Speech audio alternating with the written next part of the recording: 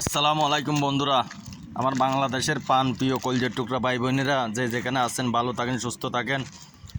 তো আমি আজকে আপনাদের মাঝে এই ভিডিওটা করার উদ্দেশ্য হল আমাদের দেশে তো এখন নতুন সরকার আইছে, ধরেন 3 মাসের জন্য মনে করেন তত্ত্বাবধায়ক সরকারের হাতে ক্ষমতা দিছে ডক্টর ইউনূস সাহেবের কাছে।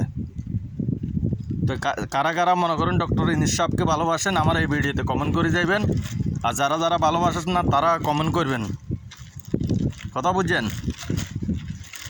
তো এখন বলার উদ্দেশ্য হল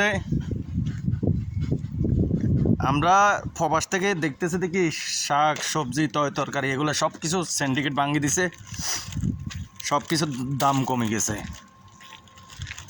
তো আপনারা এগুলা মাথায় নিয়ে কারা কারা মনে করেন কম দামে শাক সবজি তরকারি ন্যায্য পণ্য আদায় খাইতেছেন, তরকারির দাম কমছে এরকম বাজার হতে করে খাইতেছেন, তারা আমার এই ভিডিওতে কমেন্ট করবেন। আবার এগুলো আমরা মনে করেন মিডিয়াতে জানাইতে হইব।